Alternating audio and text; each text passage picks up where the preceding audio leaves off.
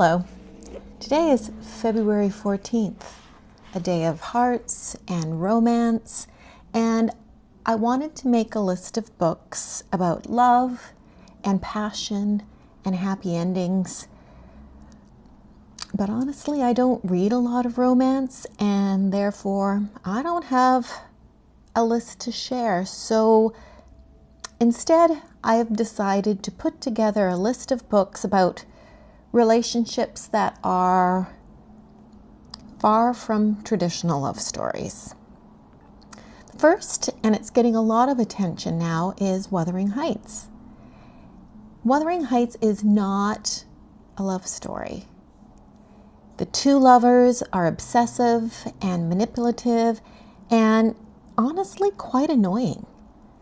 If you're a 13-year-old like I was and was enamored by stories like Romeo and Juliet, tragic lovers, or relationships that, go beyond death, relationships that are obsessive and consuming and destructive, then maybe Wuthering Heights is something that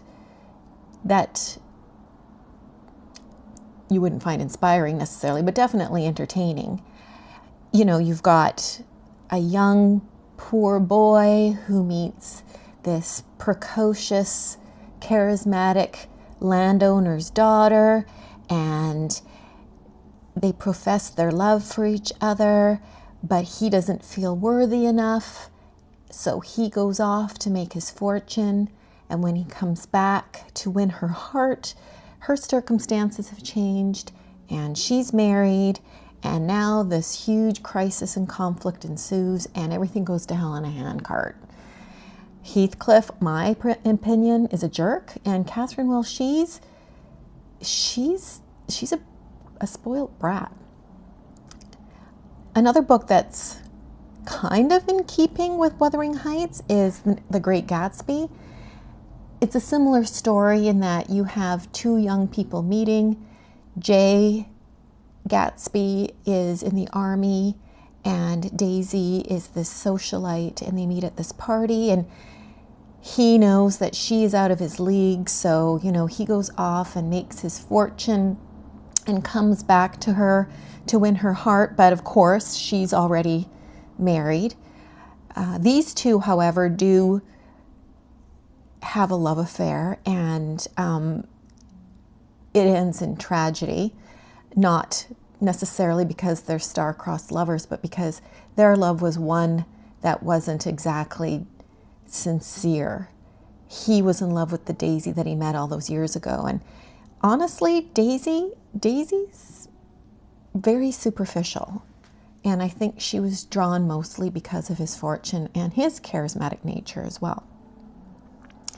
Another book to consider is by Angela Carter, and it's a collection of short stories. It's called The Bloody Chamber and Other Stories. And Angela Carter offers a feminist retelling of fairy tales where true love doesn't always win, and there's no such thing really as a happy ending. In The Bloody Chamber, you've got a retelling of the story of Bluebeard. You've got a retelling of the story of Snow White. You have another retelling of Little Red Riding Hood. My particular favorite is The Earl King. So if you do pick the book up, The Earl King is pretty good.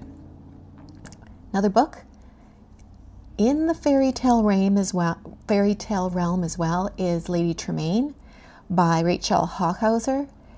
It is another fairy tale retelling in that it comes from the perspective of the stepmother in Cinderella. Lady Tremaine is a mother of two daughters, and we learn about her past and her strong desire to make not only her life but the life of her own daughters one that is safe and comfortable, and she attempts to forge these circumstances so that her daughters have these opportunities to meet a partner that can improve their life. One, of course, being the prince, but they soon find out that the prince himself is a person who is shrouded by secrets, and there's no, well, I guess I'm not going to give away the ending to that one. So it's Lady Tremaine by Rachel Hockhauser.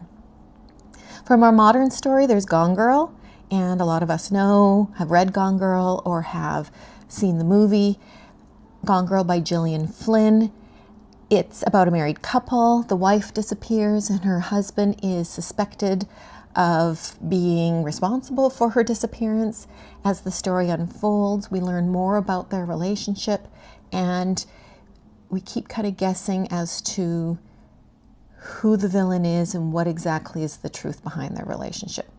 Perfect example of a toxic relationship in Gone Girl. Another one is You Did Nothing Wrong by C.G. Drews. Elodie leaves her life as a single mother in Australia to join Bren in the United States. He's handsome, he's dependable, and willing to help raise her autistic son, Jude. Elodie is pregnant and hopes that this is her chance for a fresh start. But she is feeling uneasy in the old family home that Bren has moved them into. It's constantly under renovation. Her son Jude says that he can hear voices in the walls. And then Jude's voice gets worse and worse. Elodie worries her new life might fall apart, especially if Bren finds out her secret. She's got a secret. And that secret could threaten her happiness. However, this golden retriever puppy of a husband of hers has secrets himself, and his may be darker and more threatening than the kind of secrets she's harboring.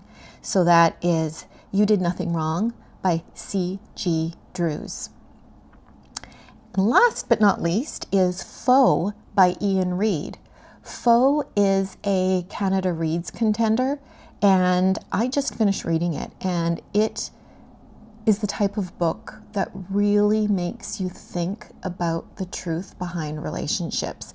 It's about a couple, Junior and Henrietta, who live on an isolated farm, and one day the stranger's car pulls into their driveway, and this person knocks at the door and tells Junior that he has been one of few selected for a government project that requires him to move out of the house. It's a very secret government project.